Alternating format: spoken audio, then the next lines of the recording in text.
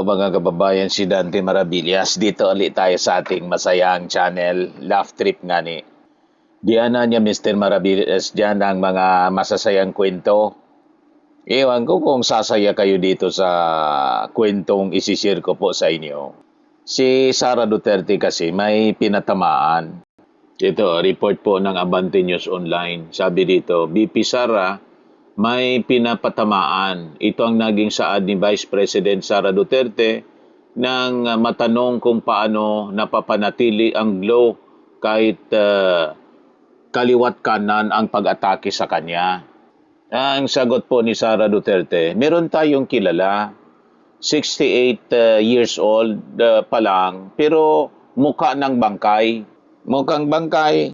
Kung ang patama niya mga kababayan kay President Bongbong Marcos, malabo man po kasi yung ating Pangulong Bongbong Marcos lumabas pa lang kahapon sa SUNA. Yan po yung itsura niya Mga kababayan, tumaba pa siya. Ito yung kanyang itsura mga kababayan sa pagbisita niya ngayon pa lang sa Davao de Oro para i-launch yung pabahay mga kababayan. Tingnan ninyo ito.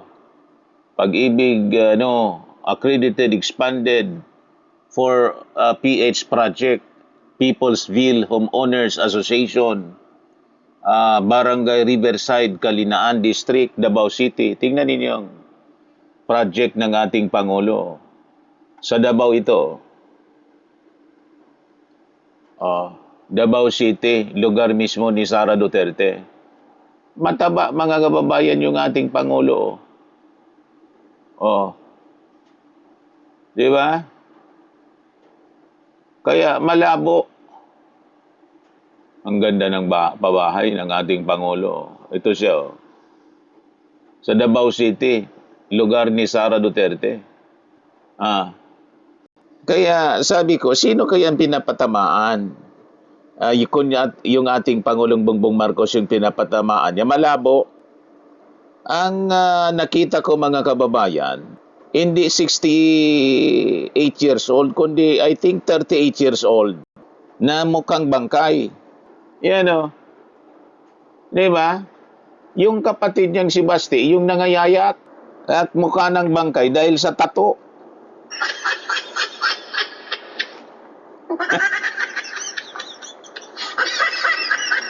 Di ba po? Para nang naagnas dahil sa balot na balot yung kanyang katawan sa tato.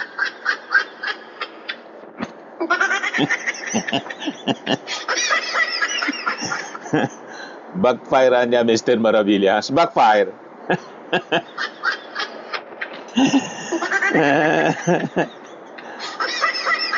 Yan kasi, mapanlait mga kababayan.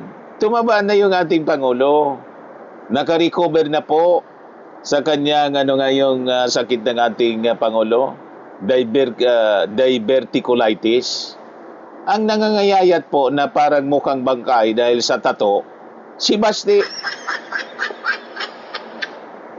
Talaga itong si Sara Duterte, pinaparinggan yung ating Pangulo, baliktad ang itsura ng ating Pangulo, kasi mataba na po. May isa pa akong nakita. Ewan ko kung si Digong ito, kasi kamukha niya. Mukha na ring bangkay. Post po ni Buyit. Ayan kamukha ni Digong. Baka si Digong ito mga kababayan. Yun ang mukha ng bangkay.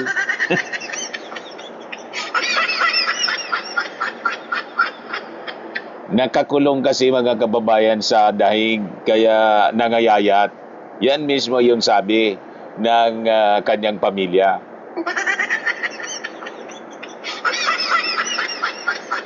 Ako sana, ayaw kong pinagtatawanan ng ganitong mga uri ng panlalait. Kaya lang, wala tayong magagawa.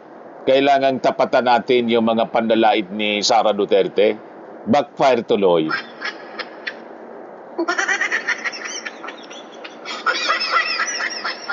Di ba? Baliktad po ang mga pinagsasabi ni Sara. Ang mukhang bangka, yung kanyang tatay at saka si Basti. Nangayayat, pero yung ating Pangulo, poging-pogi. Kasi tumaba na po, naka-recover na sa sakit.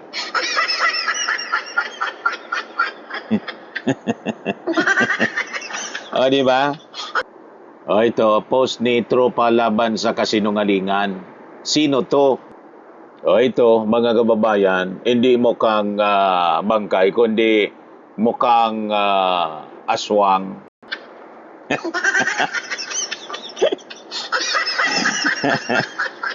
Team itim ng Senado. Lahat sila, mga kababayan, nagdamit itim. Kasi maitim ang budhi. Kilala ninyo yon, mga kababayan, kung sino yon? Mukhang aswang. Ano ngayon? July pa lang, mukhang Todos Los Santos na.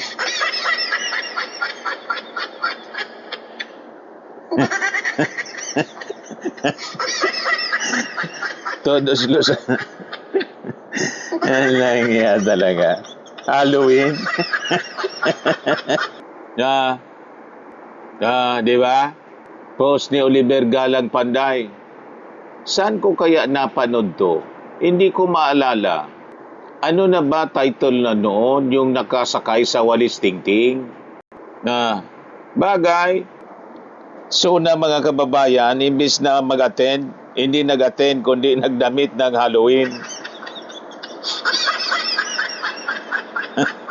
Nag-attend ng sesyon ng Senado, ang damit pang Halloween.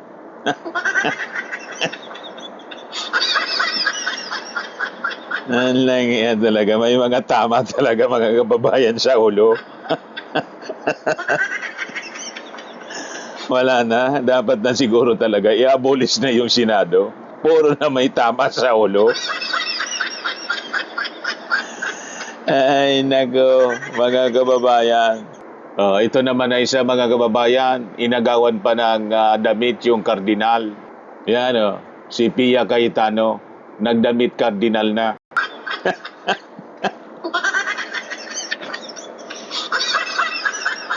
Kung ano-ano na lang, mga kababayan, naisip na, na sinuot na damit.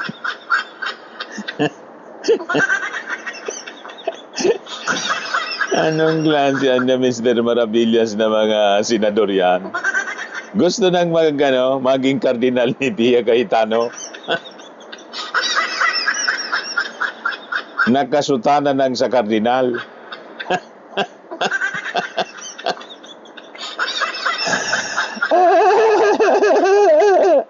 Ito, rumisbak si Mark Ian everyday. Sabi niya sa kanyang post, may kilala rin akong 48 years old, pero nakapagtago na ng bilyon-bilyon. No joke, no joke.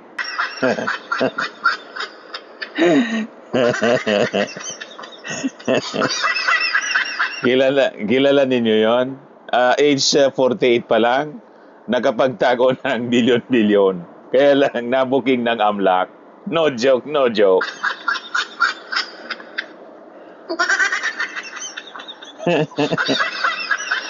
Ayan tuloy. Ayaw mga kababayan sagutin. Tumakas na padahig.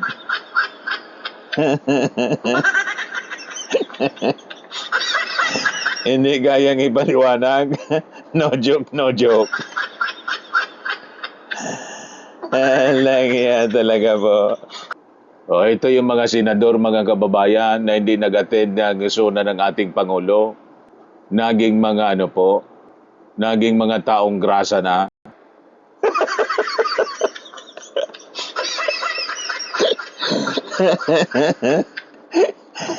Di ba, mga kababayan? Naging taong grasa.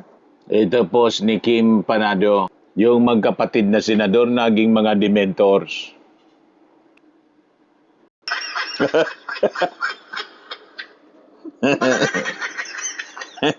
Lumilipad. Mga katropa na ni Harry Potter.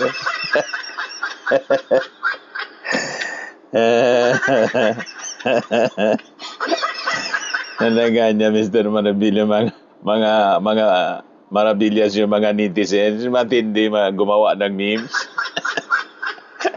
Matindi mga kababayan.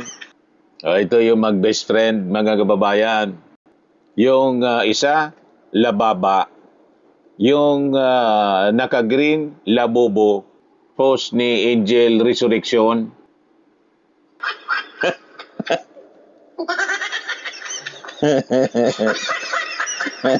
Ayos.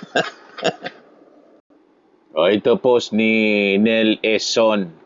Solusyon sa flood control, magtanim ng puno para may kakapitan pag ginaha. Sabi niya. Ito yung nangyaring aktual mga kababayan sa Davao ng binaha. Sabi diyan, BP Sara, pinasalamatan ng DDS sa tree planting. May nakapitan ang mga bata noong binaha. Ayan o, umakyat na lang sa puno mga kababayan dahil sa matinding baha sa Davao. May pakinabang yung tree planting ni Sara.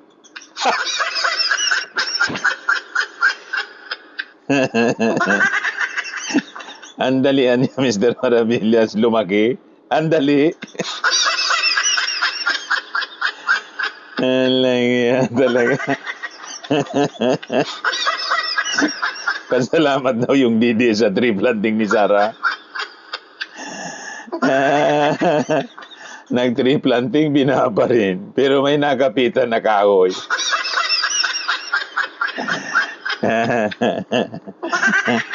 Ayos ba?